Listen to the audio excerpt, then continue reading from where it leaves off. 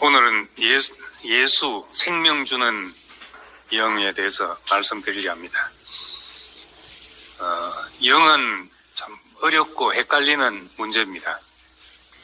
그렇지만 이 성령을 빼면 신약 성경 다 덮어야 됩니다. 이거 빼면 교회가 시작되지가 않고 교회라는 것이 없습니다. 그래서 하나님은 잘 모르고 예수는 2000년 전의 분이라서 너무 멀고 성령은 헷갈리고 그렇게 다 빼버리고 나면 그 빈 자리에 다른 것이 차버립니다. 그리스도인의 그 삶은 우리가 어떻게 살아가는 것인가 하는 데 대한 정답만 말하면 성령의 인도하심에 의한 삶입니다. 그리고 그 결과는 성령의 열매지요. 내가 이런 열매를 맺었다, 내가 이런 일을 했다 하지 않고 우리 삶의 결과는 성령의 열매라고 그렇게 말합니다. 성령이 인도하셨으니까 성령이 열매 맺는 것이죠. 그래서 왜 이 성령을 말하게 됐는가? 요한복음 16장에 보면 내가 떠나가는 것이 유익이라.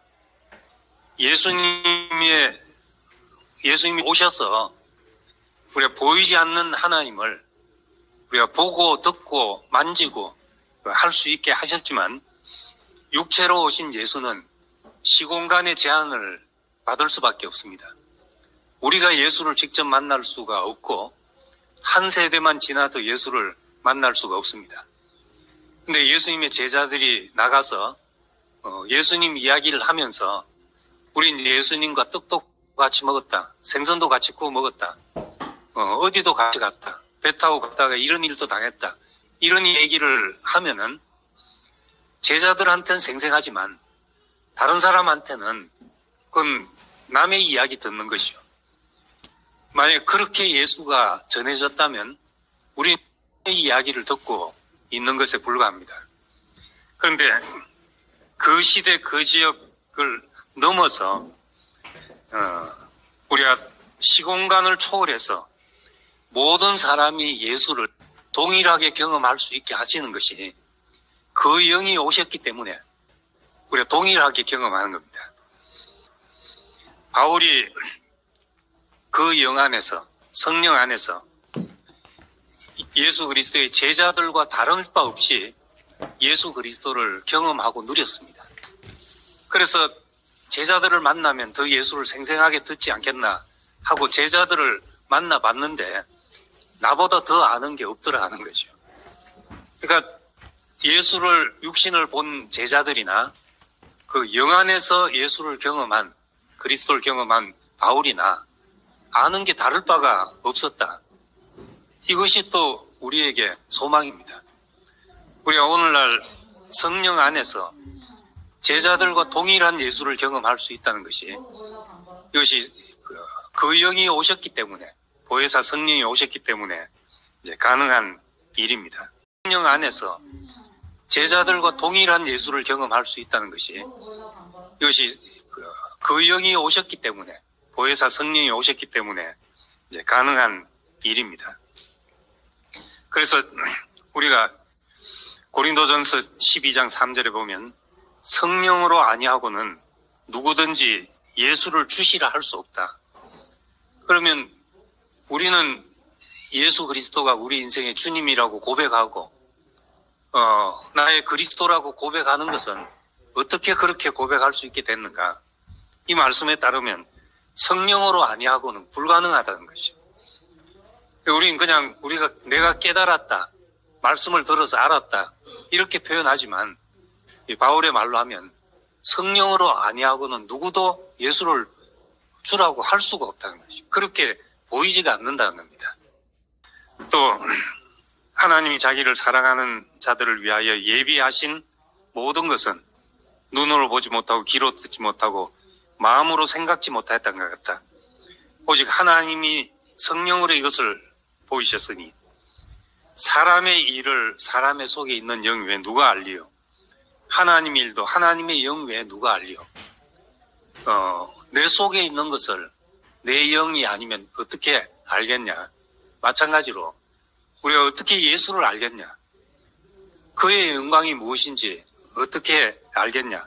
그것은 예수의 영이라야 우리가 예수를 알 수 있지. 내가 뭐 독심술이 뛰어나서 알 수 있는 것도 아니고 머리가 좋아서 알 수 있는 것도 아니잖아요. 또 내 마음이 가난해서 알게 됐다 이렇게도 말할 수가 없습니다. 그러니까 그래, 예수를 알았다. 그 영광이 무엇인지 내가 봤다. 이렇게 말할 때는 성경대로 표현하자면 성령으로 아니하고는 그렇게 되지 않는다는 겁니다. 우리는 하나님이 하셨다고 이렇게 고백할 수도 있지만 더 정확하게 표현하자면 성령이 하신 일이죠. 요한은 성령을 예수의 영이고 또 예수를 알게 하는 영이라고 말했습니다. 보혜사 성령, 보혜사 곧 아버지께서 내 이름으로 보내실 성령, 그가 너희에게 모든 것을 가르치고 내가 너희에게 말한 모든 것을 생각나게 하린다. 또 진리의 성령이 오시면 그가 너희를 모든 진리 가운데로 인도하시리니 모든 실상 안으로 인도하시리니 그가 스스로 말하지 않고 오직 들은 것을 말하며 장래 일을 너희에게 알리시리라. 내 영광을 가지고 나타내리니 내 것을 가지고 너희에게 알리시겠다. 이건 지금 예수님의 말씀이잖아요. 내 영이다. 나를 너희에게 알게 할 것이다. 나의 실상을 너희가 보게 할 것이다. 이렇게 말씀합니다. 사람에게 실어 버림받은 이 예수가 그 실상, 하나님 앞에 참으로 영광스러운 것이라는 것이 우리에게 보여졌다면은 요한이 말한 그 예수의 영이 우리에게 있어서 그렇게 알게 된 것입니다. 예수를 알았다면, 십자가에 못 박힌 예수가 영광스럽게 보였다면 그건 보혜사 성령이 우리에게 왔기 때문에 일어난 일이죠. 바울은 내가 이 세상의 지혜나 이 세상의 통치자의 지혜가 아니다. 이걸 아는 것. 내가 지금 그리스도를 말하고 있는데 그리스도와 십자가에 못 박힌 것 외에 알지 않기로 작정하고 그리스도와 십자가를 말하고 있는데 이 세상의 지혜로 아는 것이 아니라는 것이죠. 아무리 궁리를 해도 이 세상 모든 사람들이 버린 것이 어떻게 그것이 영광인지 그것이 하나님 앞에 살아있는지 사람의 지혜로 말 길이 없다는 것입니다. 사람 생각에는 없는 것이죠. 그것이. 그래서 예수님은 자신과 우리의 연합을 요한복음 15장에 포도나무와 가지로 비유했습니다. 그러면서 16장에 이제 성령을 말했습니다. 포도나무와 가지가 어떻게 연합되냐? 그럼 나무는 수액이 전달되면서 오르락 내리락 하면서 나무가 연합되어 있잖아요. 수액이. 마찬가지로 우리와 예수가 어떻게 연합이 되냐? 나와 예수님께서 저희도 아버지와 내가 하나 된 것처럼 저희도 우리와 하나 되게 하시옵소서 이 기도를 했습니다. 어떻게 하나라는 걸 하냐? 예수와 우리의 육체가 똑같다고 하나냐? 육체가 똑같은 사람 세상에 얼마나 많습니까? 말로는 다 하나라고 하지만 실제로 하나로 사냐는 거죠. 그런데 우리가 어떻게 하나가 되냐? 한 생명이 흐르기 때문에, 한 수액이 흐르기 때문에, 한 성령이 우리에게 있기 때문에 하나 되게 하신다는 말을 하고 있습니다. 예수 안에서 일어나는 일이 우리 안에서 일어나도록 축복하시는 것이 그것이 성령의 역사라는 것입니다.